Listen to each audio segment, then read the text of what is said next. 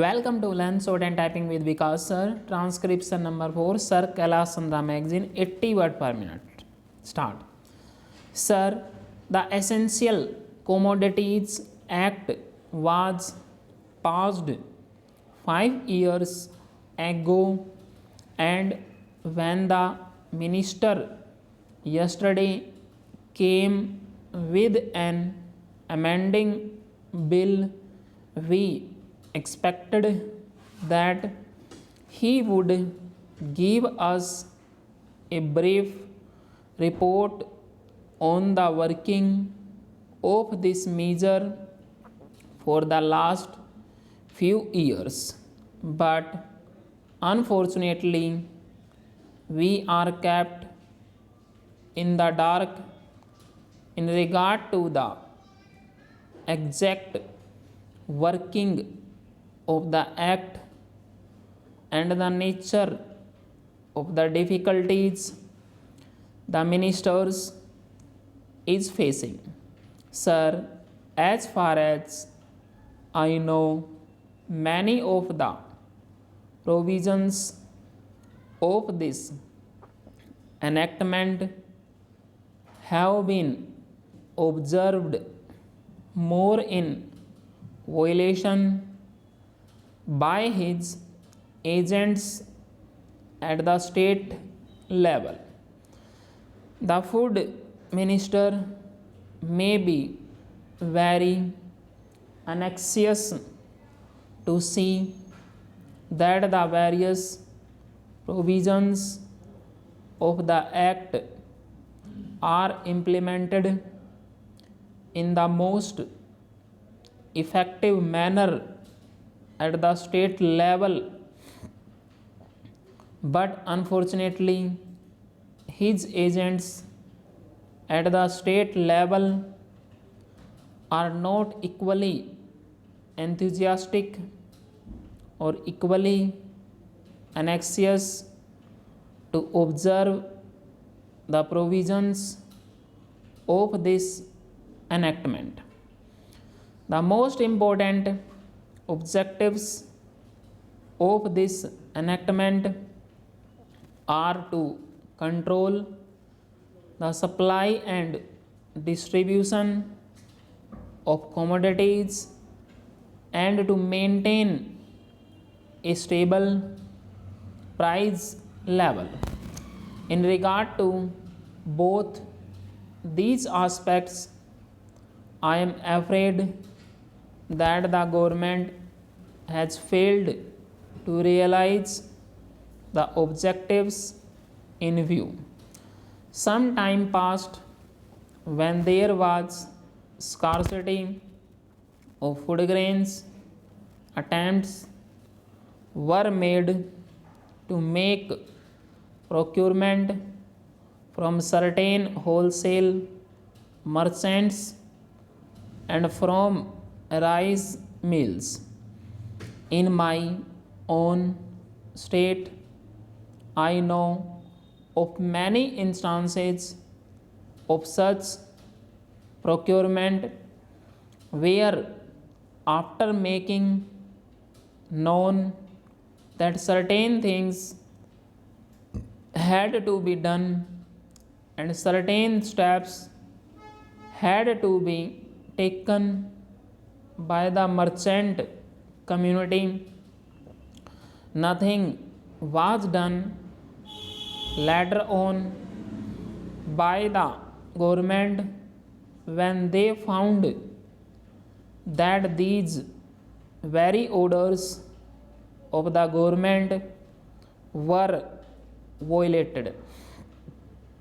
As a result of the violations, there was a consequent rise in the prices of food grains. In respect of other commodities like iron and steel, paper, etc., we see a lot of speculative activities, but the provisions of the Act have not been brought to bear on them. Perhaps no case of prosecution was launched against those people who contravened the various provisions of the Act. We are interested to know in how many cases the government have taken steps to prosecute individuals who have violated the various sections of the Act. The minister said that the powers under the Act were not adequate. We sympathize with the food minister, but I want to know what action has been taken in this regard by the various state governments. In regard to the amending provision, I want to know from the minister what would be his difficulty even if minor offences are taken to courts of law. For instance, the Motor Vehicles Act deals with various offences, both major and minor, and various minor offences under the Act are taken to courts and people are prosecuted. What is the difficulty in taking these cases of a minor nature to courts of law? There, the people will have some safety that they will get a hearing, and if the offences are really offences, then they would be prosecuted. Otherwise, they will be acquitted. Here, the minister says that there should be a security deposit. If there is a violation of a particular provision of the enactment, then the executive authority will have the power either to confiscate a part of the amount or the whole of the amount. We are clothing the executive authority with more provisions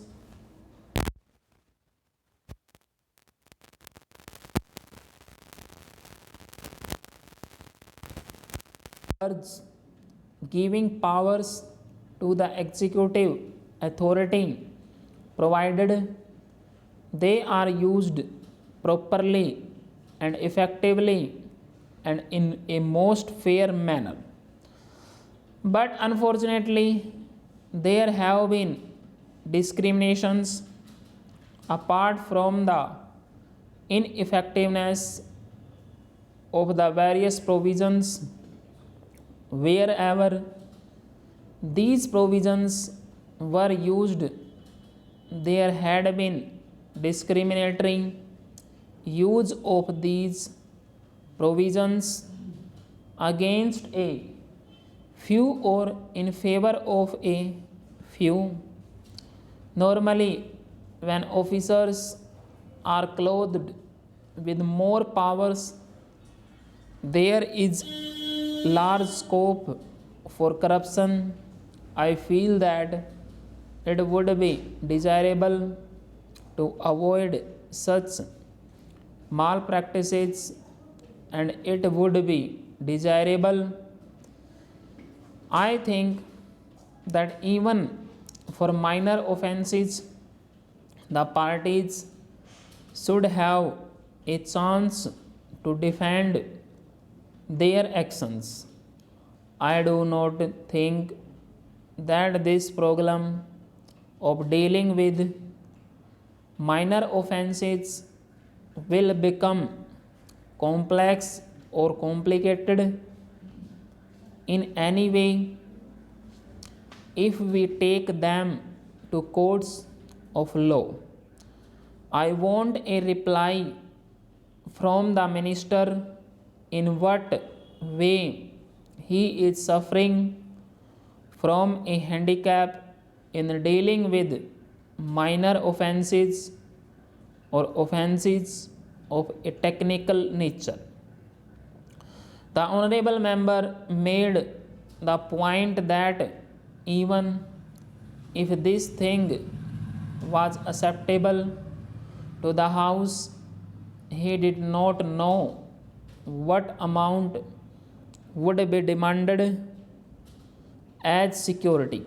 So, the minister should tell us what amount is normally expected from a licensee in all cases and what the offenses are which are of a technical or minor nature which he has in view. We are not told which are major offenses and which are minor offenses. Clarifications on these points are necessary. I wish that the act which came into effect long ago was implemented properly.